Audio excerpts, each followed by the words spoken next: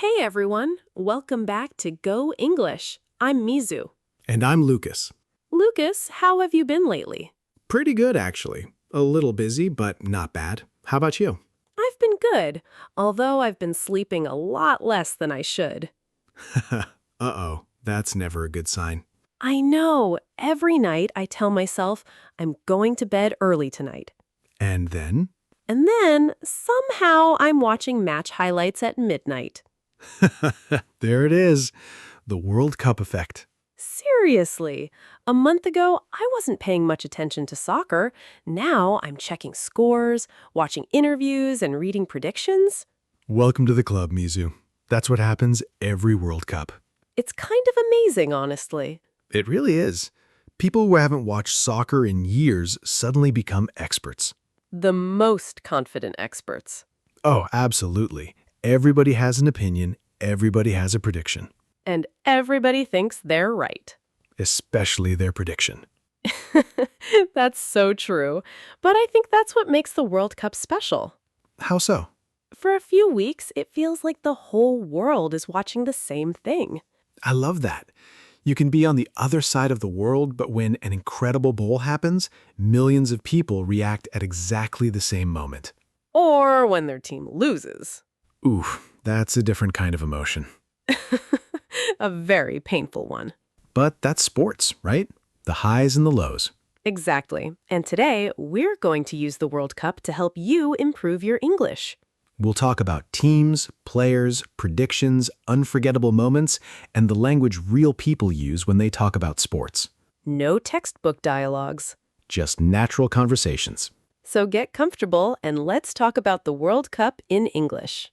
Let's get started. So, Lucas, why do you think the World Cup feels so different from other tournaments? Honestly, I think it's because we wait so long for it. 4 years is a long time. It really is. And when it finally arrives, it feels bigger than just soccer. It's almost like a global celebration. Oh, I like that. A global celebration. Yeah, millions of people watching the same event, talking about the same matches, cheering for the same dream. That's probably why the atmosphere feels so special. Exactly. And here's something I've always found interesting, Mizu. People watch the World Cup very differently depending on where they live. Oh, that's true. In some countries, it's a family thing. Everyone gathers at home, orders food, sits around the TV, and watches together. That sounds cozy. Doesn't it?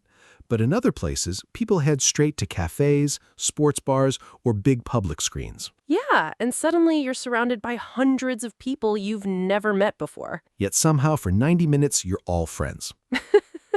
That's actually kind of amazing. It is. One goal goes in and complete strangers are high-fiving each other. Or hugging each other. Exactly, Mizu. Normally, people would never do that. Can you imagine? A random person hugs you at the supermarket. That would be a very different experience. A little weird, maybe. A lot weird. But during the World Cup, everybody just understands. That's the magic of it. For a few weeks, it feels like people have something in common, even if they're from completely different backgrounds. You know what, Lucas? I think that's my favorite part. Not the goals, not the trophies, the people. Aw, that's a good answer. Thank you. And honestly, I agree. The matches are exciting, but the memories we create with other people are what we remember years later. Exactly. Sometimes we don't even remember every score. But we remember where we were, who we watched with, and how we felt. That's so true. Okay, Lucas, let's talk favorite teams. Oh no, we're entering dangerous territory. Why? Because the second you ask people about soccer teams, everybody suddenly becomes very passionate. That's true. So let me ask you this. Do you support a team because of the country or because of the players? Honestly, Mizu, usually the players. Really? I'm exactly the same. Yeah, growing up, I loved watching Brazil. Not just because they were Brazil, but because of players like Ronaldo, Ronaldinho, and Kaká. Wow, now that's a legendary generation. Seriously, they made soccer look effortless. For me, it's hard not to think about Argentina when you hear names like Diego Maradona and Lionel Messi. Oh, Messi. Even people who don't watch soccer know who Messi is. Absolutely.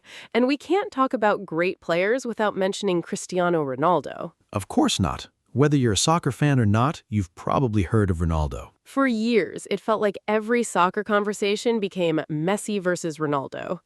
Every single conversation. People could argue about that for hours. Days, Mizu. Some people are probably still arguing about it right now. Fair point. But honestly, both of them inspired millions of people around the world. I completely agree. And now we're watching a new generation take over. Players like Kylian Mbappe, Jude Bellingham. Vinicius Jr. And Erling Haaland. It's kind of exciting, isn't it? Watching the next generation write their own story. Exactly. Every World Cup introduces new heroes. You know what's funny, Lucas? Sometimes I start watching a team because of one player. And before you know it, you're supporting the whole team. Exactly. That happens to me all the time. Same here. I think a lot of fans can relate to that. So, if the World Cup started tomorrow, who would you be cheering for? I'd still have a soft spot for Brazil. What about you? Honestly, I'd probably change my mind 3 times before the first match. At least you're honest. Hey, there are too many great teams. That's the beauty of the World Cup. You have football giants, rising stars, and sometimes an underdog team that surprises everyone. Oh, I love those stories. Me too. One great tournament can turn unknown players into national heroes. And suddenly, the whole world is cheering for them. Exactly. That's why every World Cup feels different. New players, new stories, new memories. And that's what keeps us coming back every 4 years. You know, Lucas, my favorite World Cup moments aren't always the goals. Oh? Then what are they? The crazy moments nobody sees coming. A penalty shootout, a red card, a last-minute goal. Oh, wow, yes. Nothing raises your stress level faster than a penalty shootout. Seriously, even if I don't support either team, I'm suddenly sitting there thinking, please don't miss. Same, Mizu. And the funny thing is, the whole room goes quiet. Exactly. 5 minutes earlier, everybody's talking and eating snacks. Then the penalties start. And nobody breathes. That's so true. Or when a player gets a yellow card and everyone starts arguing. Oh, every single time. That's not a yellow card. Yes, it is. Instant debate. What about extra time? Oh, no. That's when you tell yourself you're going to bed early. And 2 hours later, you're still watching. Exactly, Mizu. Those matches keep you on the edge of your seat. I love that expression because that's exactly how it feels. And let's not forget the underdog teams. Oh, I love an underdog story. Nobody expects them to win. Then suddenly they pull off a huge upset. And the whole world starts cheering for them. That's the magic of the World Cup. Not just who wins. But all the unforgettable moments along the way. Okay, Lucas, time for the most dangerous part of any World Cup conversation. Oh no. Predictions? Predictions. Why do we keep doing this? Because it's fun, and because somebody listening right now is already disagreeing with us. That's probably true. All right, Mizu, who do you think is winning? See, that's impossible. Ask me today, I'll give one answer. Ask me next week, I'll give a different one. A true sports fan. What about you? I think one of the big teams always has a good chance. Brazil, Argentina, France, maybe England. Look at you, playing it safe. Absolutely. I'm trying not to embarrass myself. Too late, buddy. Fair point. But honestly, that's the problem with predictions. They look smart until the tournament starts. Exactly.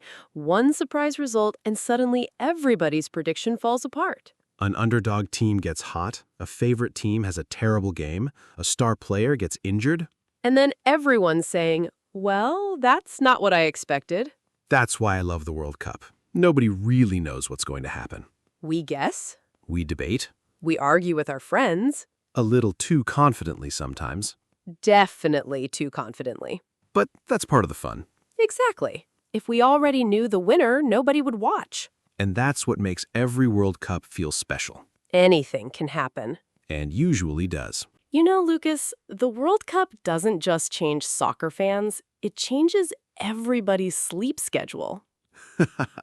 Oh, that's so true. Some games start at the worst possible times. Seriously, I've stayed up all night just to watch one match. And then you're exhausted the next day. Exactly. But somehow you still think, worth it. Every single time. Have you ever checked the score at work? Mizu, let's just say I've looked at my phone more than usual. I knew it. Come on, everyone was talking about it. I didn't want to miss it. That's true, and social media was going crazy the whole day. Oh, and spoilers. Don't get me started. The worst. You open your phone for 2 seconds, And suddenly you know the final score. game over. Exactly.